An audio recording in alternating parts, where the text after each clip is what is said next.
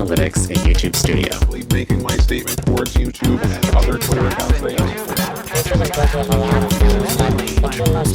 YouTube was founded in 2005 by three former PayPal employees, Chad Hurley, Steve Chen, and Jawad Kareem. The idea for YouTube in part was inspired by Jawad Kareem's difficulty in finding What would you do if YouTube disappeared tomorrow?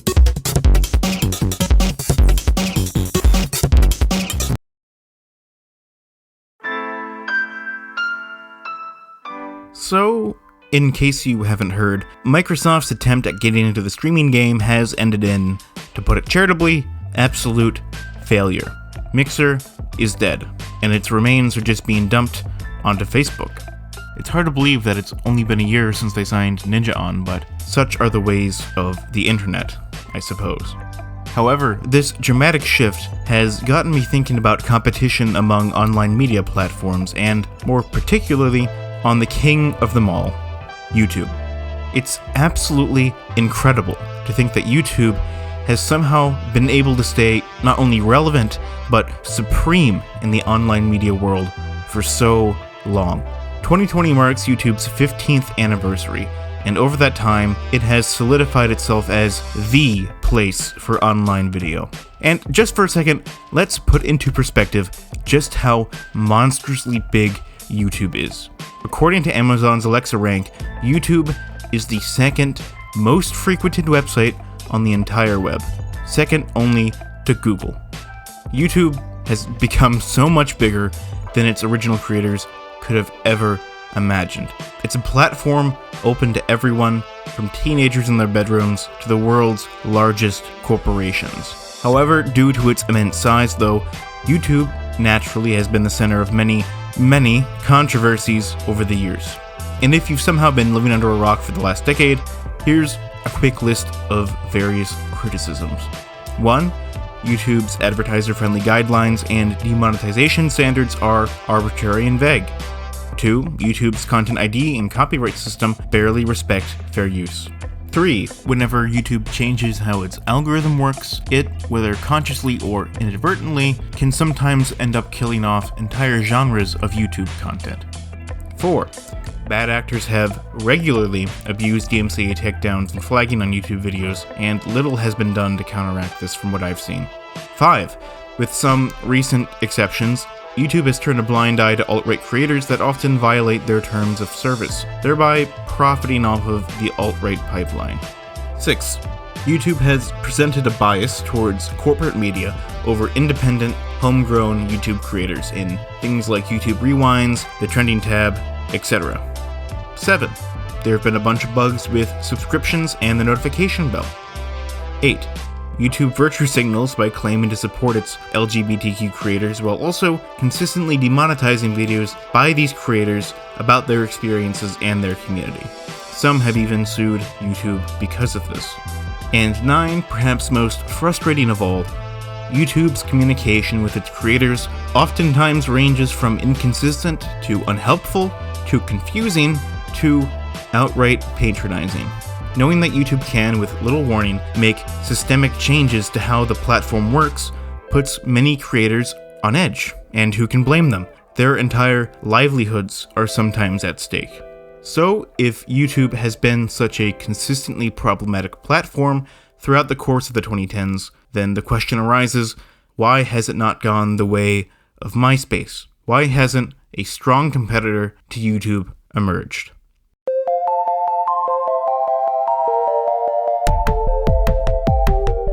To be fair, there are and have been plenty of other online user-generated video sharing platforms that have tried to take on YouTube, or at least find their own niche online. There was Blip TV, which died in 2011. There was VidMe, which died in 2017. There was Vessel, a subscription-based platform that tried to be a second home for larger YouTube creators, which, you guessed it, died in 2016. And of course, there's always been Vimeo, Facebook, and Dailymotion. But they all have their own niche. Vimeo's business model, for example, prioritizes quality over quantity by putting up paywalls for consistent uploaders and by allowing uploaders to put up paywalls for viewers. Meanwhile, Dailymotion has gotten the reputation of taking the complete opposite approach to its platform. Despite its recent rebranding, Dailymotion is still stereotyped as the media platform with a complete lack of quality control. I remember in the past, there were videos that were put up that were in clear violation of copyright law, there was pornography thrown around on the site, and all of this combined disincentivized advertisers and creators from thinking about investing in the platform. And I don't think that Dailymotion has shaken off those stereotypes quite yet. And Facebook is, well, Facebook. Despite its attempts to grow into online video and streaming, I think it's more than fair to say that it is still a social networking site first and foremost. And so, YouTube still stands tall above the rest of its competition.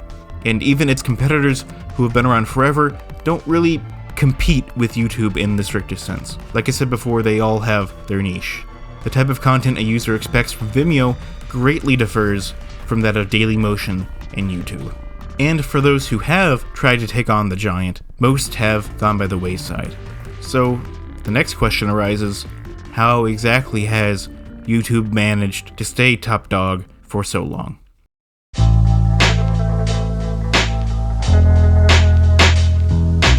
Now, looking at YouTube's position in the online media space, the most tempting answer to why won't YouTube die is that it's gotten too big to fail. And to an extent, this is certainly part of the reason why it won't die. YouTube has integrated itself into the framework of the modern internet. Search engines direct traffic to YouTube. Websites of all sorts take the ability to embed YouTube videos on their sites for granted. Even if social media sites push to gain some independence from YouTube, sharing a YouTube video is still common practice on social media sites like Twitter and Facebook. Unlike the early days of the internet where it seemed like everything was in flux, social media platforms are now so entrenched within the internet ecosystem that the death of one at the expense of another is realistically next to impossible. The longer users use a site, the more comfortable they are with it, and the more resistant they are to leaving and learning something new.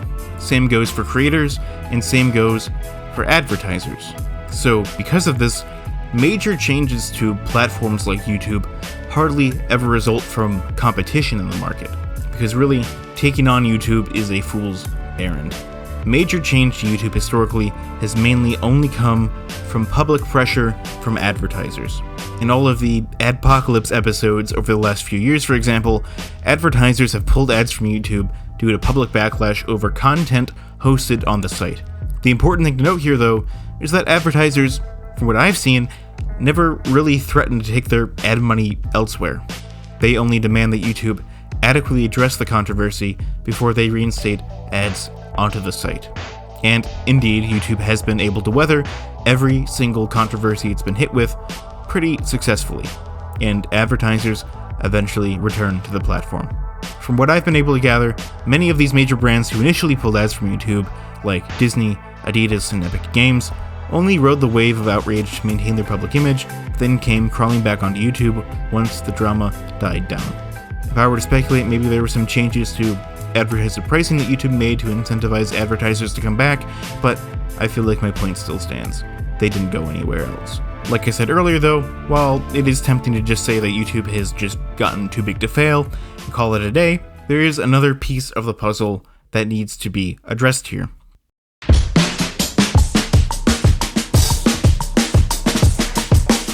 YouTube sort of has a dirty little secret. YouTube doesn't make money for Alphabet. Or if it does, it doesn't make much. There have been reports out there for a while saying that YouTube's margins have been very, very slim. And Alphabet, YouTube and Google's parent company, has traditionally kept statistics concerning YouTube's finances out of the public eye. It was only earlier this year that they revealed for the first time the amount of revenue that YouTube brings in for the company, which is about $15 billion. And while $15 billion is nothing to scoff at, for sure, without expense figures to contextualize that number, we don't know how much money YouTube makes in profit. For all we know, it could be bleeding money every day. However, even if YouTube was operating at such an extreme loss, I imagine that Alphabet probably would still keep pumping money into it, essentially subsidizing the site to keep it alive. Because what YouTube lacks in profitability, it makes up for in influence. At the end of the day, YouTube's purpose is to drive users into the Google ecosystem so that they can gather more detailed data and sell more targeted ads. And when you think about it, it's no surprise why YouTube is so expensive to keep running. YouTube, first and foremost, is an online media storage service that gives its users, at least nominally, unlimited storage space. While YouTube compresses videos when you choose to view them, every single video that is uploaded to YouTube is stored somewhere in its original, uncompressed form. Not only can anyone upload content without charge with no limits on bandwidth, but unless you're in the YouTube Partner Program and choose to monetize your videos with ads, there's a lot of content out there on this site that YouTube does not make any money from. That is, excluding display ads that show up on the side of a video. So, as you can see, storage costs can add up pretty quickly, and the costs only add up from there. YouTube had to build and maintain the infrastructure that allows users to access content, albeit compressed versions of that content, from essentially anywhere in the world. Those servers naturally cost money to run.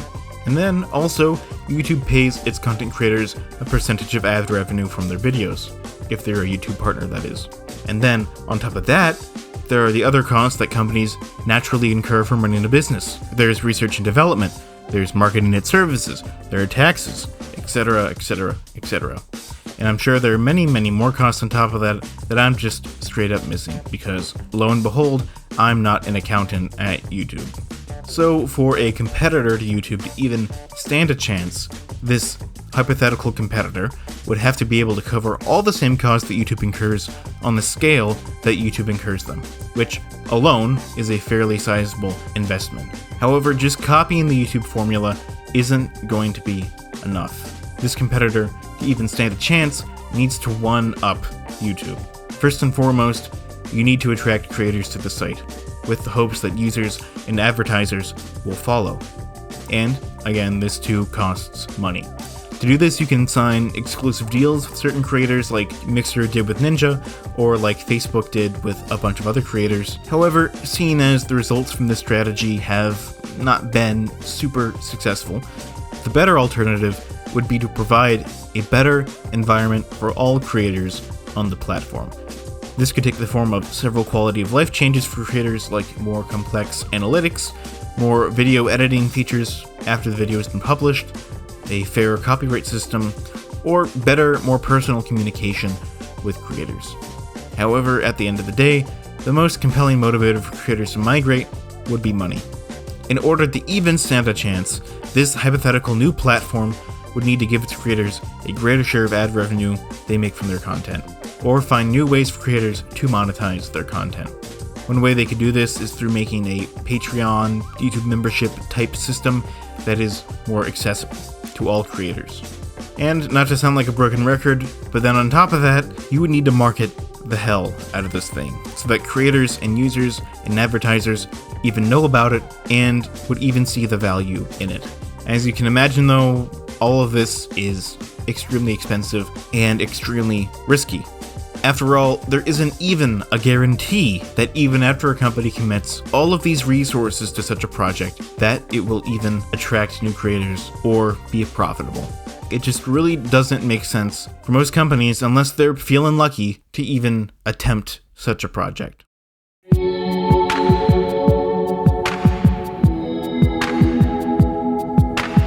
So, what would it take to kill YouTube? Well, essentially, there would have to be a widespread change that reinvents the internet as we know it. The dot-com titans of industry like Amazon, Google, Facebook, Microsoft, and others would have to be overthrown in favor of a decentralized model of content distribution and monetization. We can already see attempts of this with services like Brave and Library, where the user generates cryptocurrency from using the service, which they can then give to creators that they like. However, the major drawback with these services is that there are few or no ways to moderate the content that is shared on these platforms, which opens up its own can of worms. If you have a system where content is not moderated, chances are it will attract a very hostile group of creators who will take advantage of that. Just look at BitChute, for example. BitChute is another one of these decentralized video distribution sites. However, BitChute has become a cesspool for alt-right media. And as more and more content like that is produced and shared on these decentralized platforms, the more other creators will be antagonized and pushed away from the site. In my opinion, I'm a little skeptical as to whether or not these decentralized video sharing sites will be able to foster healthy online communities. So, do I have a solution to all of this? No, not really. For the time being, it looks like we're stuck with having to deal with our corporate overlords over at YouTube. At the very least, though, this has been a very interesting exercise in ascertaining the mind-boggling value of the services that YouTube provides. If I were to offer any advice before we part, though, I'd like to say this. Do your best to keep YouTube accountable. Call out BS when you see it. For better or for worse, we're stuck with YouTube, but YouTube is also stuck with us. And to be fair, they still have an incentive to make sure that YouTube remains the best video platform for creators out there in order to deter competition. So, be loud, be heard, and broadcast yourself. This has been 1C2. Thanks for watching.